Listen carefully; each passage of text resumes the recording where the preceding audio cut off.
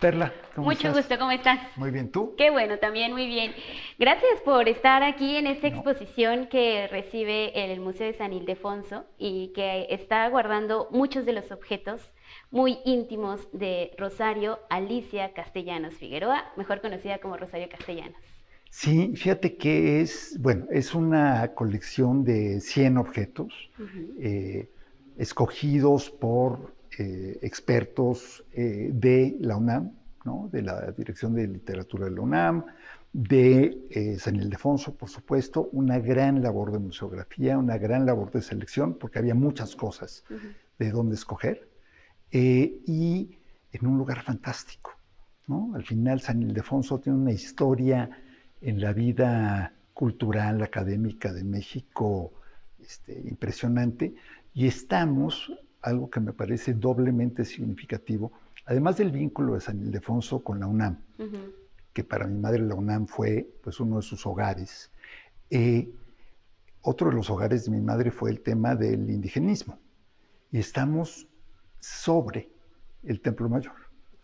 Estamos enfrente de la parte del Templo Mayor que se puede visitar cruzando la calle, pero estamos literalmente, San Ildefonso está como tantos otros edificios de la época, sobre las ruinas, los restos del Templo Mayor. Entonces, pues, Qué más gusto. simbólico no podría ser. Más simbólico también por todo lo que representa la universidad para Rosario en su vida, ¿no? O sea, para tu madre, pero también simbólico para ti, porque abrir todos estos archivos, ¿qué significó? Y escoger 100 objetos, ¿no? Porque me imagino Sí, que ha de ser un universo. hay muchas cosas. Mira, es un archivo muy peculiar. Ujú. Esto se lo platico luego a mis amigos, porque no es un archivo preparado a lo largo de los años. Ujú. La gente cuando llega a cierta edad, a los 80, a los 90, a los que tú quieras, pues va preparando, ordenando sus papeles, sus cosas, sus recuerdos, eh, para la posteridad, para sus hijos, para sus nietos, para quien sea. Esto no. Rosario Castellanos muere a los 49 intempestivamente en un accidente muy joven. Y bueno, ni por acá le pasaba a nadie estar ya planeando un archivo. Entonces, esto es una suma de lo que se había quedado en México cuando nos vamos a vivir a Israel, cuando se va ella de embajadora de México a Israel, lo que se llevó, lo que después me llegó desde la embajada, ¿no? El personal de la Embajada de México, que fue muy diligente, y bueno, no puedo más que agradecerles en enviar todas las cosas, pues, todo lo que había en la casa, ¿no? Papeles, documentos, objetos, etcétera. Eh, y después, pues el resguardo a lo largo de años.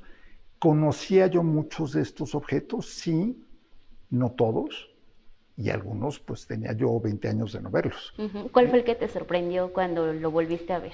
Yo creo que algunas de las fotos de su infancia Claro. y algunas de las fotos de mis abuelos, Ujú. al rato veremos por ahí Sí. una foto de mi abuelo materno que somos parecidísimos físicamente. Yo nunca lo conocí, pero al rato te cuento cuando Ajá. veamos esa foto.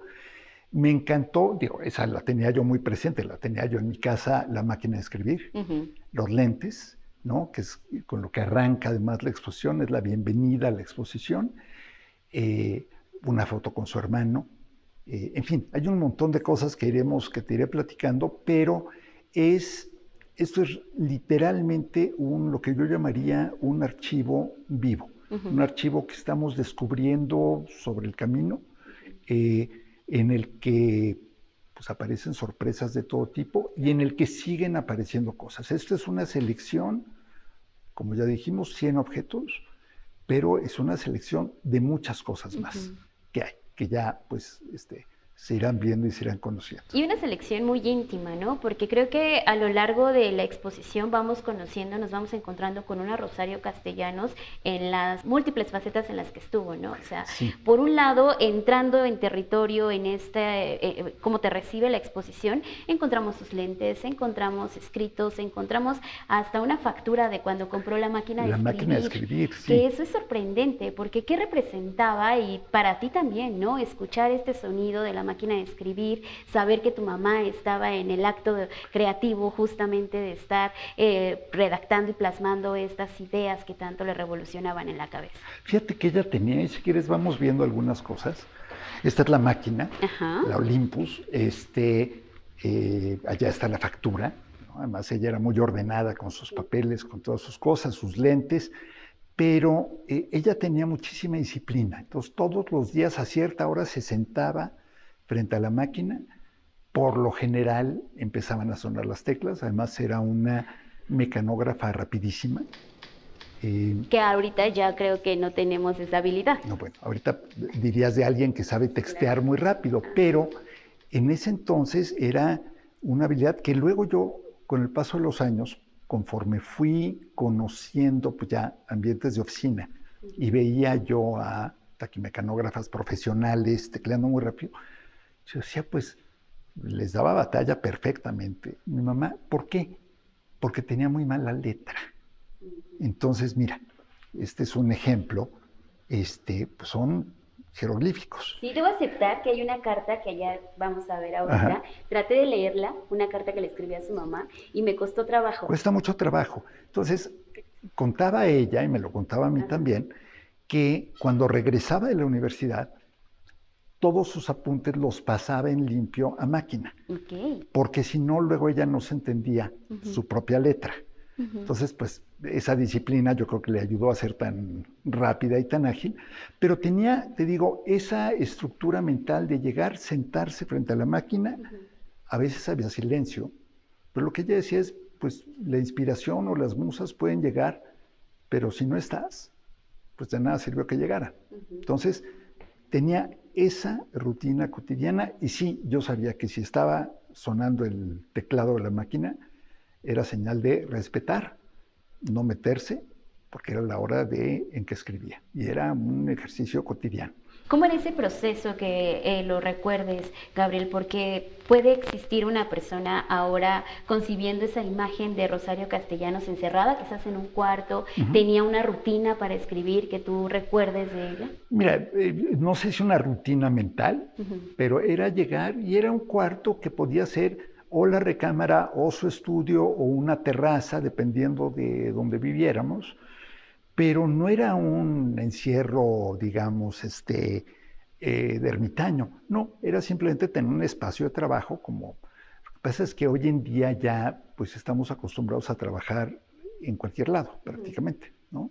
Trabajas en el coche, en el autobús, en el metro, trabajas en una sala de espera, los dispositivos nos han facilitado eso. Antes era distinto.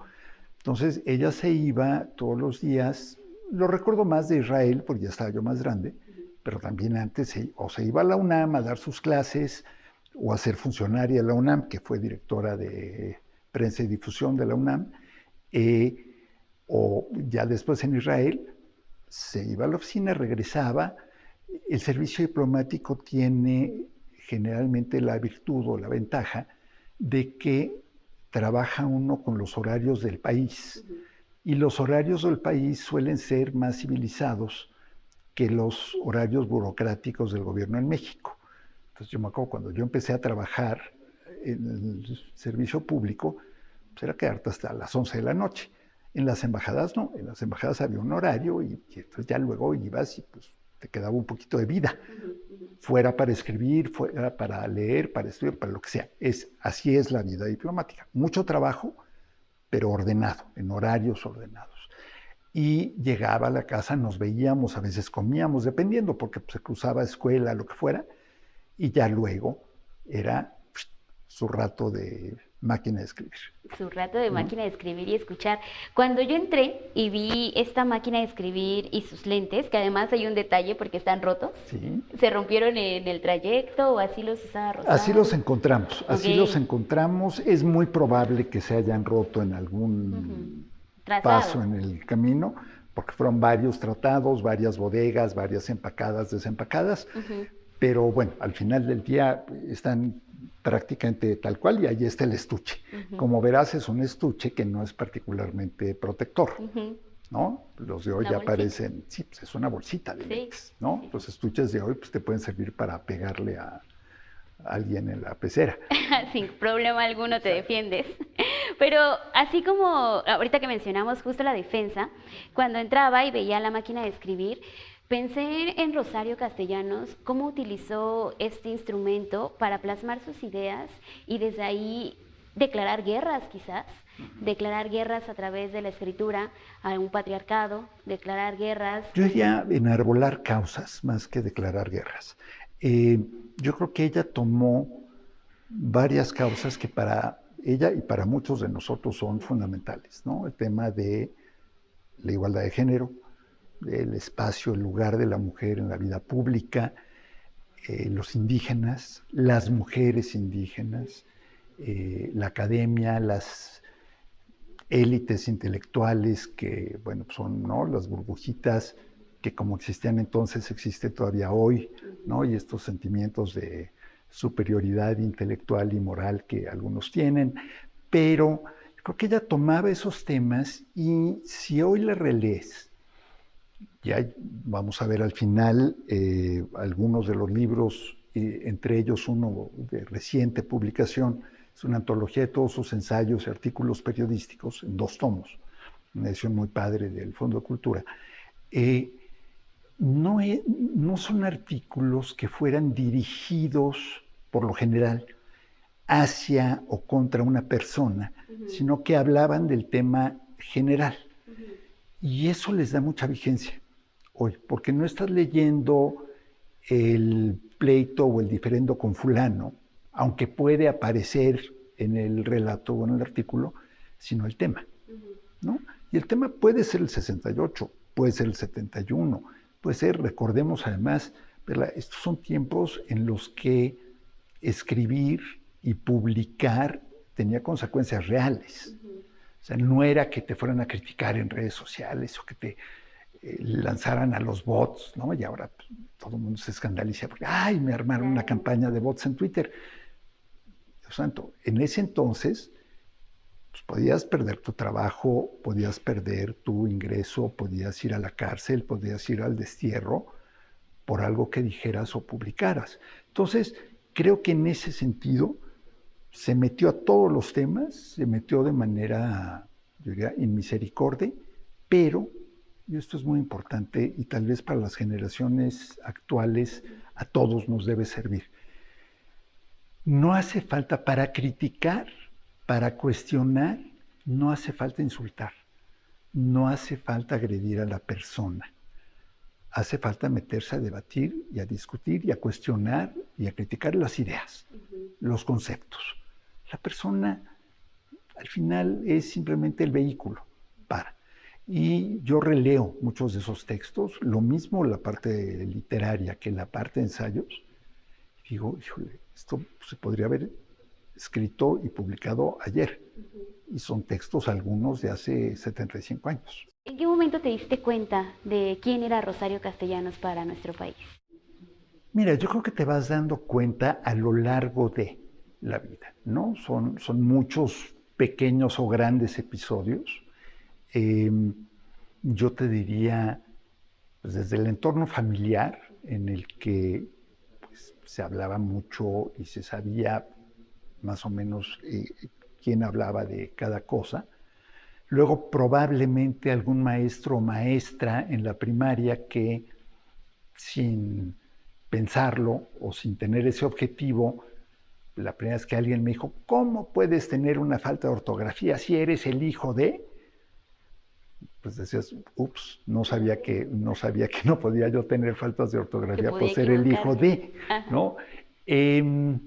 Y luego después, indudablemente, cuando muere, que el entonces presidente Luis Echeverría pues, ordena que se le, como eran las costumbres políticas y las usanzas, que se vele en Bellas Artes, que se le entierre en la rotonda, hasta ese día la rotonda de los hombres ilustres, ya después cambia de nombre, ella es la primera mujer en entrar a la rotonda. Yo creo que ahí me cayó un 20 muy importante, y luego pues con la vida, ¿no? Con la vida vas leyendo, vas escuchando, vas... Y en otra cosa importante también te diría, Perla, en una reflexión de conforme te vas dando cuenta de quién era o quién es uno de tus padres o los dos, porque en este caso cada uno en su ámbito eran dos figuras muy relevantes. En mí nace una convicción de mantener una distancia prudente, de no tratar de ser protagónico, y es un compromiso que he seguido, diría, abriendo la excepción y el paréntesis de este año del centenario. Este año del centenario he accedido a algunas entrevistas, he accedido algunas veces a hablar en algunos eventos públicos, porque creo que el centenario lo amerita, porque creo que además ayuda a la difusión, al conocimiento de la obra y de la persona, pero sí para mí fue muy importante decir, tengo que encontrar una ruta que sea mía, buena, mala o regular, y no voy a ser un hijo profesional. Pues ya que nos estás abriendo esa parte, pasemos a las salas, porque justo ese álbum de familia está aquí y Así con es. muchas fotografías que sí nos dejan ver a una Rosario que no es la que está allá atrás. Que no es lo que tal vez muchos se imaginan así de la figura. Y era parte además, o es parte de la intención de esta exposición.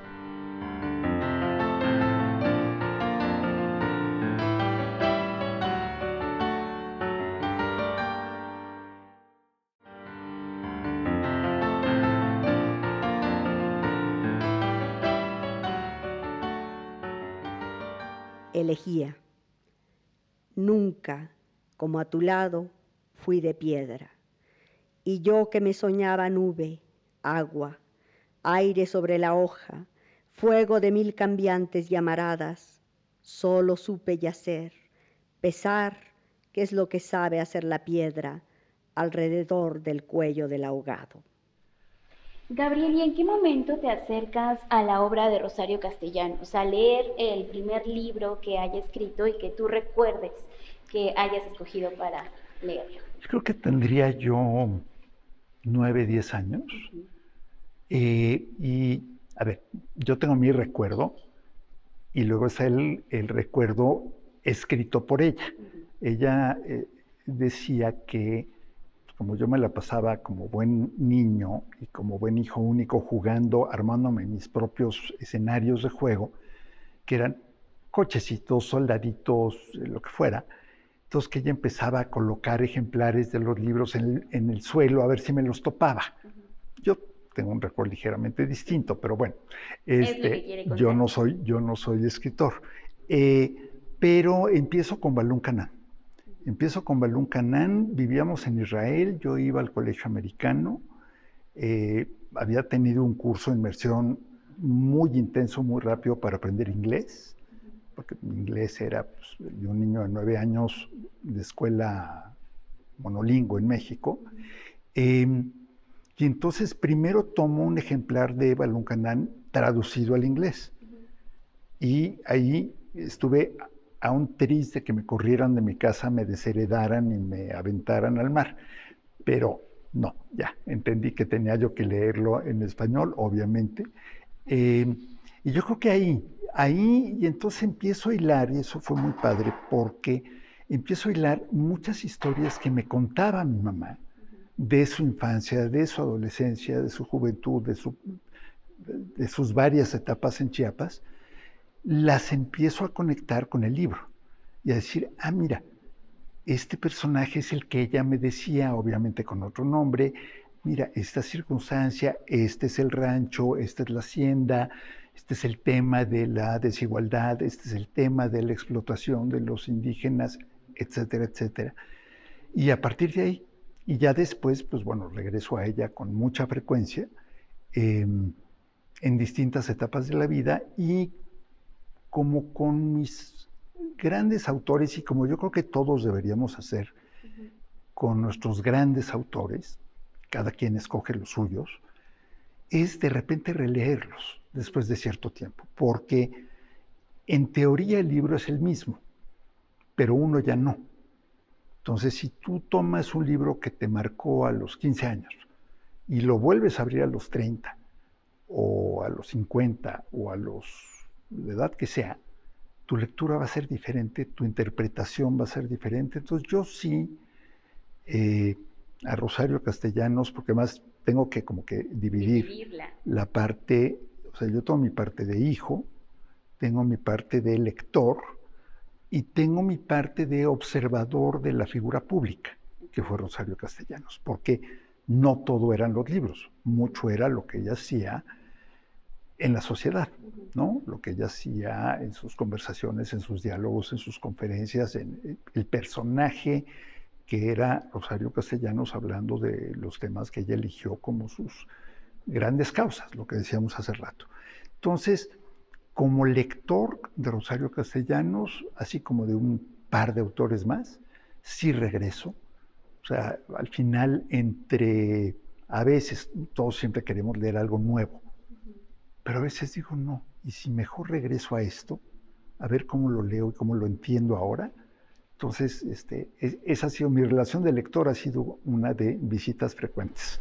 Que pasó algo curioso porque así como te sucedió a ti, que ibas dándole rostro a estos personajes, a mí me pasó al momento de entrar en esta sala y ver las fotografías de Rosario de bebé. Es la que más me está impactando hasta el momento. Ajá. Hay otra que ahorita vamos a entrar Sí. también en conversación, pero esa niña, ¿no? Esa niña que vamos viendo las fotografías en esta mesa en donde se recolectan las fotografías de su infancia y también con su hermano Benjamín. Sí. Con ellos dos le doy rostro a los niños que están siendo los protagonistas de Balún Canal.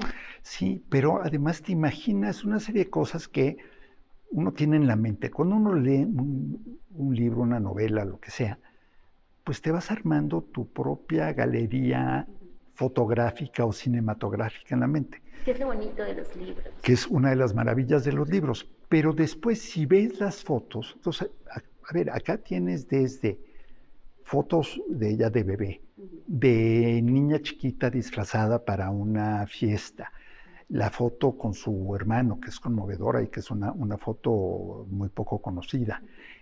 Las fotos, porque a ver, una cosa es oír hablar del hacendado y los indígenas y otra cosa es ver la foto del hacendado con los lacandones, ¿no? Y dices, ok, así era, o sea, ya no me lo estoy imaginando así, ver los documentos de la época, en fin, creo que en ese sentido la exposición ha logrado uno de sus cometidos, que es darle rostro humano a la figura pública y desmitificar un poco.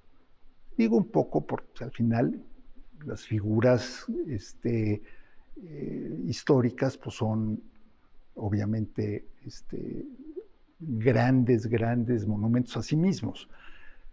Pero hay exposiciones que te perpetúan esa visión lejana y creo que esta lo que logra, lo que intenta y lo logra muy bien, es acercarte a la persona. Sí. Es decir, a ver, mira, sí era niña, sí jugaba, sí se reía, porque también hay una serie de visiones o lecturas de ella, como seguramente de muchos otros personajes, pero aquí yo hablo de lo que yo sé, de grandes y sesudos analistas que, como leyeron un fragmento o una novela o un poema, ya se formaron su idea de cómo era la persona.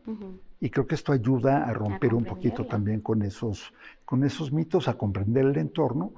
Además, a ver, tú a lo mejor como lectora de Rosario Castellanos o acerca de Rosario Castellanos, te imaginas un personaje muy solemne. No te la imaginas vestida de payasito. Sí. No te la imaginas carcajeándose. No te la imaginas conviviendo con sus amigos en el lago de Chapultepec. No me la imaginaba posando en Acapulco. Bueno, entonces tienes un montón de cosas que dices, mira, sí, o sea, al final eso luego se nos olvida. Las grandes figuras son personas y no necesariamente todo lo que escriben es autobiográfico y no necesariamente todo lo que escriben es reflejo de cómo viven o de cómo sienten, porque también esta es otra cosa. Alguien me decía, bueno, es que ella transmite una enorme melancolía en algunos de sus textos. Sí, pero no porque eso fuera todo, porque también tiene otros que son tremendamente humorísticos. Lo que pasa es que ella tenía una capacidad para describir y transmitir sensaciones que nos hace sentir que estamos viviéndolo. Pero esa es la marca de un gran escritor. No es la etiqueta de una persona, de un ser humano. Que es la fuerza de sus palabras, ¿no? O sea, saber ponerlas en el lugar indicado. Y escribir de tal manera que la gente pueda conectarse. Y yo creo que dependiendo de lo que leas de Rosario, te vas a encontrar algún texto o algunos textos que te toquen más fibras que otros. Habrá quien diga, me quedo con la prosa. Habrá quien diga, me quedo con el ensayo. Habrá quien diga, me quedo con la fase chiapaneca, ¿no? La fase que se mete muy a fondo al tema indígena. O me quedo con la fase de la mujer que quiere abrir la cortina y mostrar tal cual al elefante en la habitación de los temas de la vida cotidiana, y eso te lo vas a encontrar en un álbum de familia, y ahí tienes textos que a lo mejor no tienen nada que ver con los de Ciudad Real, o con Baluncanán, o con Oficio de Tinieblas, o lo que fuera. Entonces, de nuevo también, yo creo que los grandes autores, los grandes escritores, los grandes pensadores, tienen la capacidad de moverse en distintos planos, no solamente en un tema. Es decir, no es solo la poeta, no es solo la indigenista, vamos a usar esa palabra, no es solo la feminista, que también ella yo creo que no podía considerarse feminista porque no era un término que se usara en los 50 y en los 60 todavía. Bueno, en los 60 tardíos sí. Pero logra tocar todos esos ámbitos y otros, ¿no? Entonces yo creo que ahí está la riqueza de los personajes. Hay Rosario para quien quiera entrar. Para quien quiera, como quiera, y para quien... A ver, si cualquiera de nosotros ahorita se pone a leer, digamos, los 3 o 4 libros indispensables de la parte chiapaneca, ¿no? Son Baluncanán, Oficio de Tinieblas, Ciudad Real principalmente, algunas otras recopilaciones que se han hecho. Si tú viajas hoy a Chiapas, te sigues encontrando con cambios, obvio, con matices, muchas de esas situaciones y realidades todavía. Tú lees algunos textos, La Rueda del Hambriento, por ejemplo, y dices que es la historia de una enfermera que se va a una comunidad muy apartada y se topa ahí con un médico que ya está completamente desgastado psicológicamente por todo lo que se topa todos los días y ya se ha vuelto un poco un cínico. Dices, pues no está muy lejos de lo que hoy sigue sucediendo ahí. Pero agarras álbum de familia y lees la crónica de las mujeres intelectuales o la crónica del domingo social o de la lección de cocina. Yo estoy seguro que muchas mujeres que leyeran eso hoy dirían, ah, caray, esto me llega mucho más cerca de lo que me podría yo imaginar. Lo cual habla también de cómo nuestro país, nuestra sociedad se ha quedado un poco estancada en algunas cosas. Y también habla mucho de cómo ella supo ver cosas de manera atemporal. ¿Y qué te contaba Rosario de Chiapas? O sea, independientemente de todas estas lecturas, que es también la visión del lector, ¿no? Sí. Pero hace ratito nos decías, el lector, pero también el hijo, ¿no? Esa vida personal.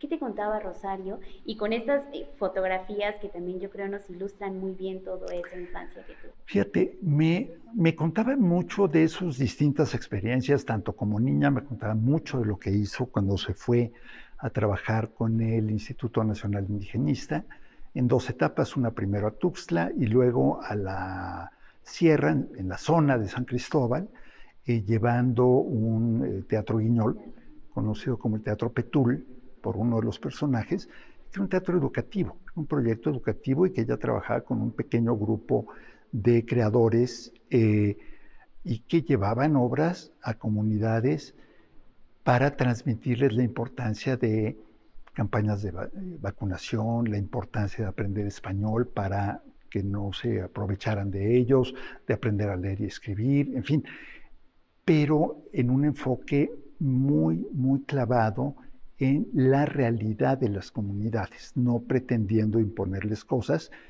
y no llegando con esta actitud que luego sucede quienes tienen espíritu misionero, vamos a decirlo así, que vamos a llegar a rescatarlos. No, quiere decir, pero no es que el español sea mejor o peor, es que lo necesitas para que, estoy aquí un poco citando, parafraseando, para que el ladino no se aproveche de ti.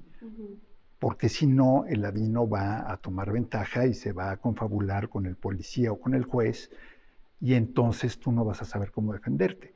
Por eso es importante que aprendas, no porque sea una lengua superior o porque sea una... Entonces, mucho de eso, mucho de todo el entorno familiar, no solamente el estrecho, es decir, su mamá, su papá, su hermano chico que muere muy joven, sino también todo el resto. Y también un poco de cómo, cuando ella llega por primera vez a trabajar con el Instituto Nacional Indigenista, pues algunos o varios de los familiares chiapanecos dicen qué barbaridad. Es una traidora a su clase y es una traidora a su raza. ¿Cómo es que se va a trabajar con los indios? Y bueno, muchos le cierran la puerta. Cuando años más tarde ella se vuelve famosa y célebre, entonces todo el mundo recuerda que es su pariente. Pero hubo momentos en que le cerraron más de uno puertas. le cerró la puerta, así es. Y aparte mujer. Y aparte mujer, y aparte sola. Y ya. aparte sola. Así es. ¿Cómo recuerdas Comitán y cómo te lo dibujaba Rosario Castellanos? Mira, yo llegué a Comitán, la verdad, por primera vez ya de veintitantos, veintipocos, 23 años. Llego, pues ya habiendo leído mucho de su obra, pues, a ver, Comitán es Balón Canán. O sea, Balón Canán, el nombre de la novela, que quiere decir Nueve Guardianes, es el nombre originario de Comitán. Y es un nombre medio nahuatlizado, ¿no? Y pues llegó un poco a encontrarme en ese entonces una ciudad todavía muy pequeña, empezando a crecer, empezando a desarrollarse. Paso varios días también en San Cristóbal, que era otra ciudad de la que ella escribió mucho, que no era su ciudad, digamos, además de que hay una rivalidad histórica entre comitecos y san cristobalenses, o coletos, como se les llama mucho allá, no es peyorativo, pero sí hay mucha rivalidad. Y en alguno de esos episodios me acuerdo que un muy amigo de mi mamá, Óscar Bonifaz, que en paz descanse, él me recibe, él me lleva a conocer y me lleva a un centro de investigación que todavía existe, que se llama Nabolón, en el que, yo no lo sabía, trabajaba ya como cocinera la que había sido la nana de mi mamá, de la que ella habla en varios de sus libros, María Escandón. María Escandón trabajó con mi madre básicamente hasta que yo nací. Y luego ya se regresó a Chiapas. No conozco el detalle de por qué. Llegamos a Nabolón, nos reciben, en fin, y de repente dice, espérame, y manda a llamar a alguien, y llega María Escandón, una indígena preciosa, un vestido precioso, con unos aretes de oro divinos. Dice, mira quién vino, María, y se me queda viendo 10 segundos. Dice, el hijo de Chayito. Me reconoció sin haberme nunca visto. O sea, pensemos acá, Perla Auditorio, o sea, no había Facebook, no había redes sociales, nadie se mandaba 98 fotos al celular. Yo no había visto una foto de mi abuelo jamás hasta entonces, cuando la misma María me regaló una foto enmarcada de mi abuelo en su graduación. Dije, caray, qué parecido más impresionante. Y tú lo viste la foto, hasta el bigote. Pero yo me dejé el bigote no porque supiera que mi abuelo usaba bigote, sino porque un día se me ocurrió. Y bueno, ya luego no me lo quité.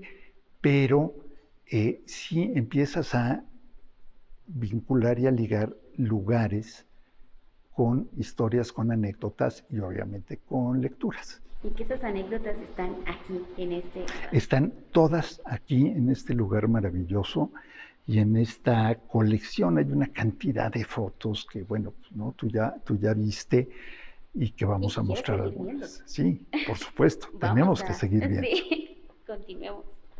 Esta fotografía de Rosario es la que más me gustó. ¿La de la playa La de o la esta? playa. Sí, claro, Es muy claro. bonita.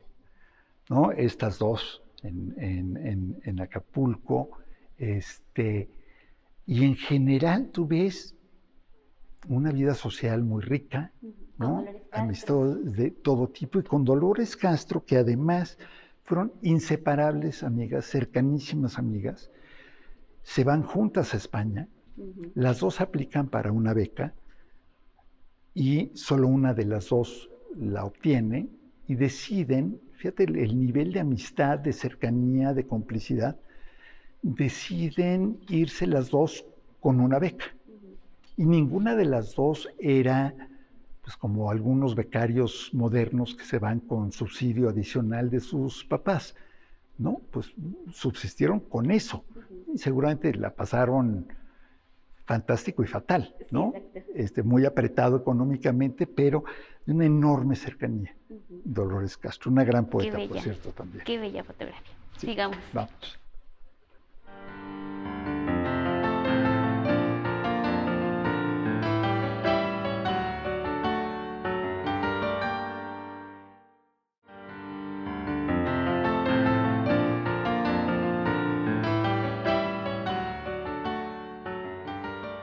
Límite.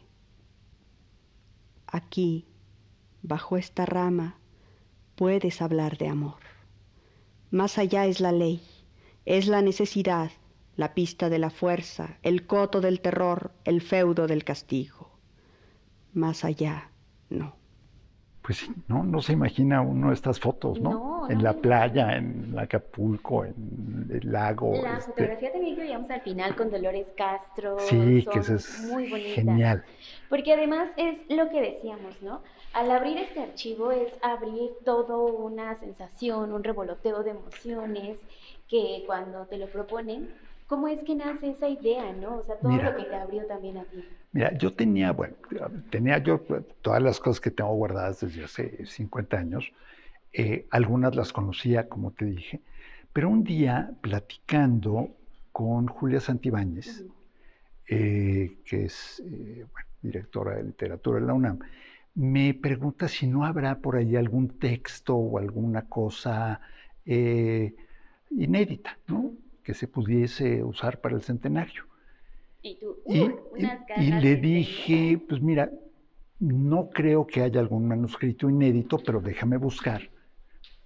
Me he hecho un primer clavado, te digo, algunas que ya conocía yo, otras no, y le llamo y le digo, pues mira, no hay inéditos, no hay manuscritos escondidos, pero hay unas joyas.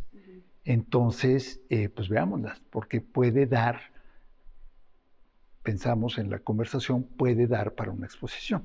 No para una publicación, pero sí para una exposición, que por cierto, se está planeando en la UNAM alguna publicación relacionada con el archivo y con esta exposición, pero bueno.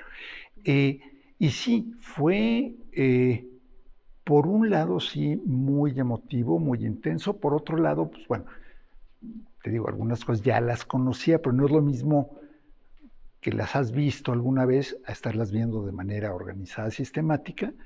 Entonces, un par de reuniones para revisar materiales, y de ahí nace el proyecto con mucho empuje de la UNAM, con mucho apoyo y mucho impulso y un gran trabajo museográfico de San Ildefonso. La verdad es que no quiero omitir a nadie en mis reconocimientos, pero creo que se logra muy bien, te lo comentaba yo hace rato, este objetivo de mostrar no solamente a la autora, no solamente al personaje, sino a la persona, al individuo. Creo que se logra muy bien.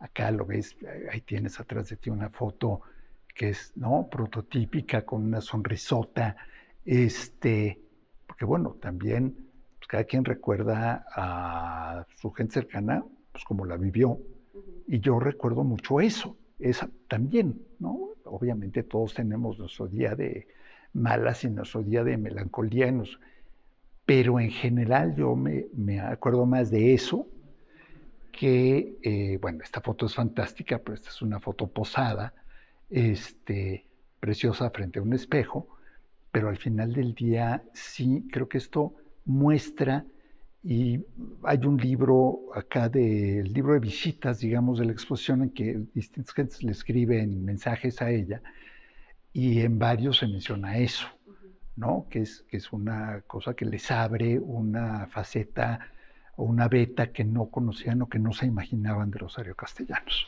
Porque atrás también veo esta fotografía en donde te está cargando. Sí. Y esta fotografía nos lleva más a la intimidad, nos lleva más a una Rosario siendo mamá, olvidándose de sus libros, olvidándose de la diplomática, la universitaria, todo ese universo que nos has contado de ella. Exacto. Sino esa realidad, esa cotidianidad, ¿no? Sí, De ser sí, mamá. sí, sí. De ser mamá y de ser, pues, una familia, porque también por allí hay algunas fotos, y hay un diorama al final de la exposición que muestra muchas fotos de familia, porque además vivían con nosotros los hijos del primer matrimonio de mi papá, con Lila Carrillo, una gran pintora que también murió prematuramente, pero de hecho la única mujer integrante del movimiento de la ruptura, como se le conoció, que después de divorciarse de mi padre se casa con Manuel Felgueres, ¿no? Y que fueron pareja, pero pareja creativa también. Y mis hermanos vivían con nosotros y el trato que nos dimos siempre fue de hermanos. No era, es mi medio hermano. A veces para dar lata, decían, ¿cuántos hermanos tienes? Bueno, somos 1.5. ¿Cómo 1.5? Pues sí, es que somos 3 medios hermanos, ¿no? Pero la verdad es que todo el trato y toda la relación y toda la convivencia era profundamente familiar y cercana, ¿no? En ese sentido. Entonces creo que esto te muestra esa otra parte que a lo mejor no está necesariamente en los libros, porque también, un poco como en las películas, todo se pregunta, bueno, ¿por qué en las películas la gente nunca dice hola, ¿cómo estás? Cuando habla por teléfono? Y nunca se despide de que te vaya bien. Bueno, porque eso no cabe en la película, ¿no? Roba tiempo. Pues no quiere decir que todos son unos patanes groseros que marquen por teléfono y vayan directo al grano. No, quiere decir que pues, hay cosas que son para la literatura, hay cosas que son para la pantalla, pero no necesariamente son el reflejo fiel de la vida, son selecciones de. Eso aplica muy bien en la película de la gran directora que es Natalia Beristain, que Los Adioses, que mucha gente pretende ver en ella un documental, y no es un documental, es una película, es cine.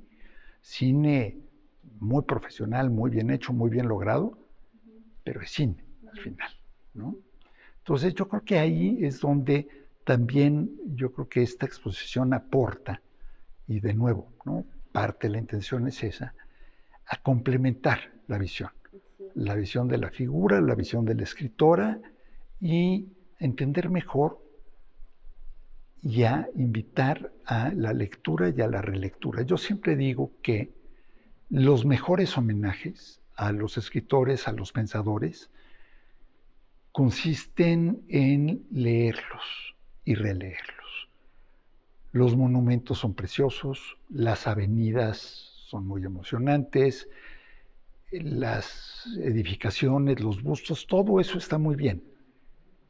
Pero al final del día, el verdadero homenaje que le podemos rendir a un pensador, a un escritor, es leerlo, estudiarlo, analizarlo, debatirlo, discutirlo y volverlo a leer. Entonces, yo espero que esta exposición sirva para invitar a eso, sirva para invitar a una nueva lectura, a muchas nuevas lecturas, a muchas nuevas interpretaciones, y a ver este otro lado, ¿no? El lado personal, el lado, pues, de dónde viene cada quien, porque al final, pues, todos somos producto de nuestras biografías y trayectorias.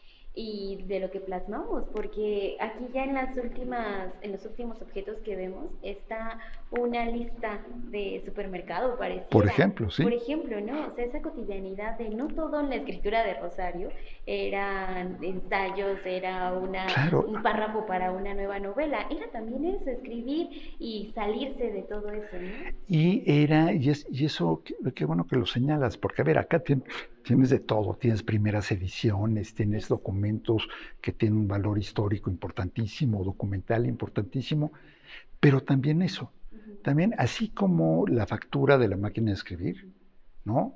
Cuidada, preservada. ¿Por qué? Uno, porque era muy ordenada, sí, pero también porque imagínate lo que implicaba la inversión de comprar una máquina de escribir en ese entonces. Ujú.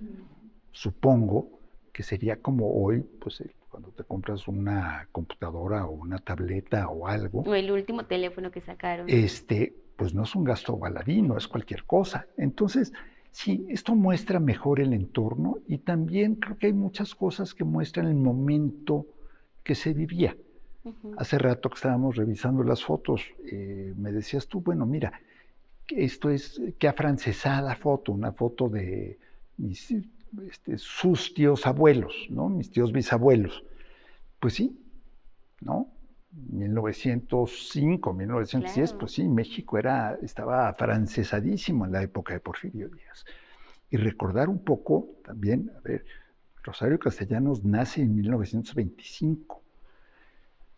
A Chiapas, que todo siempre llegaba tarde Ujú. por las distancias, pues todavía había luchas revolucionarias en Chiapas. O sea, en Chiapas, 2 años después del asesinato de Carranza, había carrancistas Ujú. todavía. Y ya luego se quedó ahí una alusión muy poco amable a los no muy honestos en Chiapas al acto de robar del erario o de ser corrupto, se le llamaba carrancear. Ujú. Pero bueno, estas eran cosas que eran tema 3 años o 5 años después. Entonces, Rosario Castellanos nace en los finales de la Revolución Mexicana. Ujú. Crece con la reforma agraria, con Lázaro Cárdenas, con toda esa etapa de la vida. Una etapa en su infancia, digamos, de primaria, pues de los tiempos de calles y del cierre de escuelas religiosas y de todo el conflicto que se da entre el Estado mexicano y la Iglesia. En fin, también es una relectura de época en ese sentido, Sí, de conocer y también eso ayuda, ¿no? Esta a explicarte cosas, exposición, a ¿sí? explicarte cosas, como decíamos hace un momento, para darle rostro, para revivir, para conocer más y Y es una contexto. invitación abierta, ¿no? Así es, de eso se trata y darle contexto de Ujú. nuevo, ¿no? A todo en la vida, todo necesita el adecuado y correcto contexto para poderlo entender bien. Ujú. Y yo espero, sinceramente, que mi pequeña aportación, que fue el haber conservado, resguardado, con el apoyo de mi familia, de mi esposa, que eh, la verdad es que fue mucho más disciplinada y estricta con el tema de lo que yo hubiese podido imaginar o desear.